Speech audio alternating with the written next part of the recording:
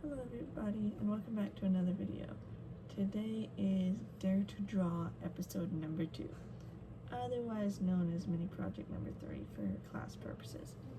So if you haven't seen the video before this, which is Dare to Draw episode 1, otherwise known as mini project number 2, I've linked it down in the description below, and make sure to go watch it so you can get an idea of what's the kind of idea for this series. So we're gonna hop on into it right now. Okay, quick overview before we get started. I'm going to show the supplies that I will be using today. I will show the basic shapes that I use for my drawings, like when you look around what everything's made up of, like its core, the really simple shapes. And then we're going to be talking about, for the focus of the video, how to look at something, specifically in this case a reference photo, and break it down into its basic shapes, so you know how to build the basic shape of whatever you're drawing and then add on to it. One last thing before we get into the main part of the video is, if you've made it this far, comment down in the comment section below the time of day that you are watching this video, whether it's morning, noon, afternoon, evening, night, whatever. It's a time of day to let me know that you've made it this far. Okay, so before we begin, I'm going to show the supplies that I will be using today. Any supplies will work though. So I have a little sketchbook that's just blank pages. I have this extendable big eraser thing. It's pretty handy. I also have this little one that's like pen size. It's a lot better for travel, have in your pocket, can flip onto whatever. And I have a regular mechanical pencil. Again, anything will do. These are just what I'm using. When I do my art, I use 3 main shapes: a triangle, a circle, and a square. These 3 shapes make up pretty much everything. A few simple examples. We have a house made up of squares for the body, the door and the window, and a triangle roof. We have a sailboat made up of a semicircle or half circle, a skinny rectangle for the pole, and a flag that's a triangle, a ice cream cone made up of a triangle and a sphere, and then we also have tubes. Okay, so this is the reference photo that I will be using. I got it off of Twitter, or otherwise known as X now. The account that had this, I will link it below, as well as the post that it was from. And this is only for reference. No credit is mine on this. I did not do this. It's only a reference. So I will open up to a new page. Little tip: get a piece of paper, just blank paper, and put it under or behind the page that you're working on, so if something bleeds over or pokes through the page, it won't get on the next page you work on. Anyway, so I made a copy and broke down these shapes best I could.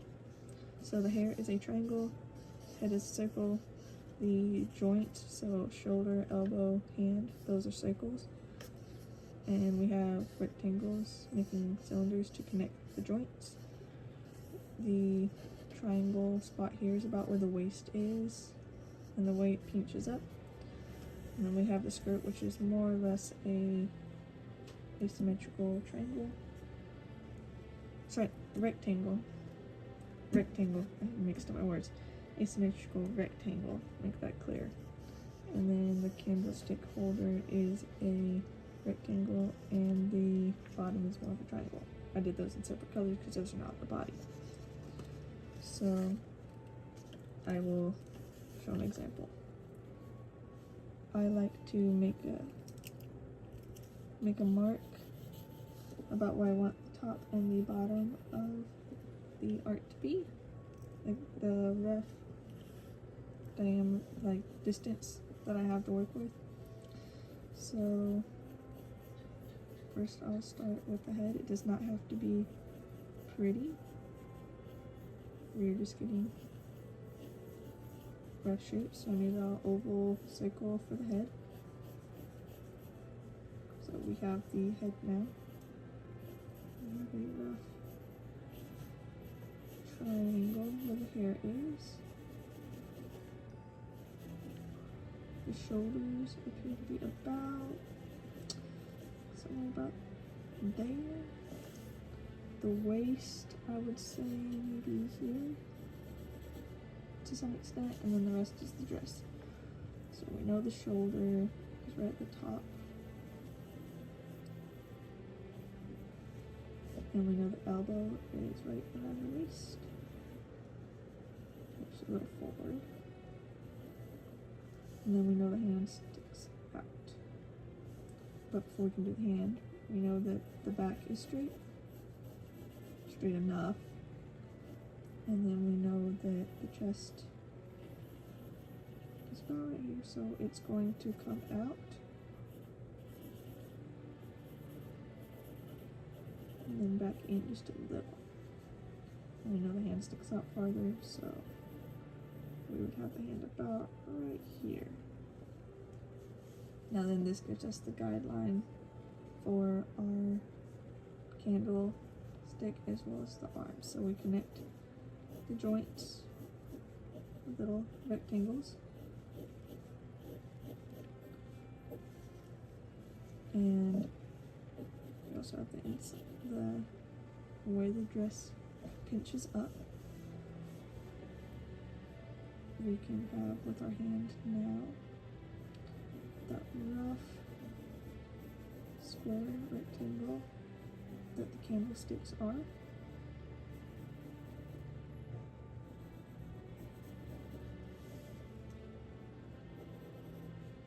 And the bottom of the candlestick holder. And then the dress we know is a rough off like asymmetrical rectangle.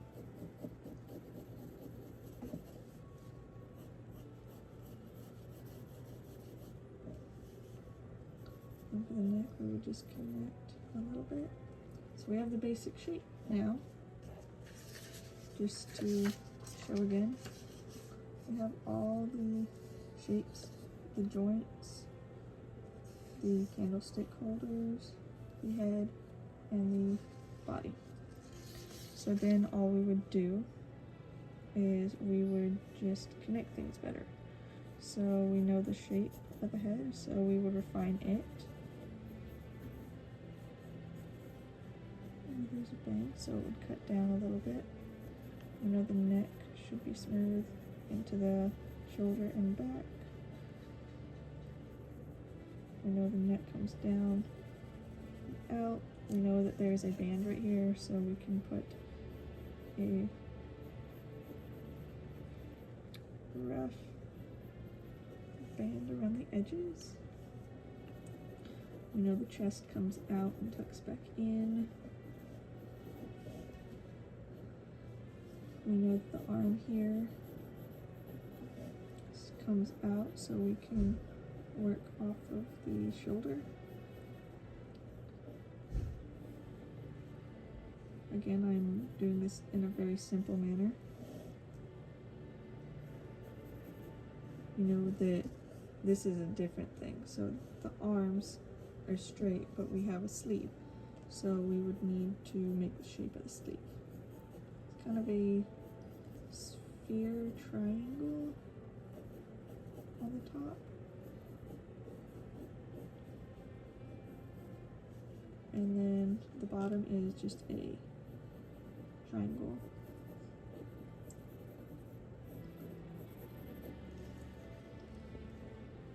And then for the candlestick holder, we have little triangles that hold the sticks.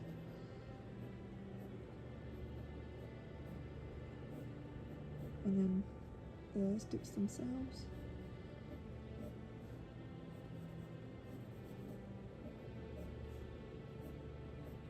Now these are not perfect, these are solely for example.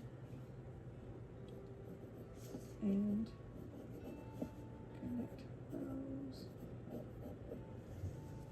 The hand make it kind of rounded on the edges, so it's like a rounded square circle. The hair, there's a bit of curve to it, so it's not so rounded.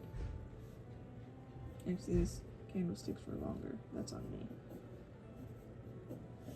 And then for the rest of the dress shape, it stays roughly the same. We'll just extend it just a little bit. So we still have all these basic shapes. Still have the hair that's triangle, still have the head that's a circle, the shoulders and elbow and hand that's circles with squares making them tubes. We have the same shape. We had these large sleeves that we made a circle and a triangle to add to shape. And we had the skirt that was a rough rectangle. And all this together, it has the general shape. That's how I block things. Just looking at them simply and simplifying their shapes and then adding on. Okay, time for a recap. We learned about the 3 basic shapes and how they can be used to create different items that we may see in every day. So we learned the triangle, the square, and the circle. Things used in like a house, an ice cream cone, a sailboat, things like that were a few examples. And then we also used those shapes to break down a reference picture. These were the 2 examples. The reference and our work. Apologies. But, so we learned how to actually draw what we see with the basic shapes and kind of get the general overall shape of how things look. Okay, so with all that said, this wraps up another episode of Dare to Draw, and I hope that you guys had as much fun as I did and that you guys were able to learn something. Please don't forget to like, subscribe, and share this video if you can, and I would really appreciate it if you could. And check out the description below for more videos, the previous episode as well of this series, and also a recap of everything that went on as well. I'd like to thank you, and I'll see you in another video. Bye!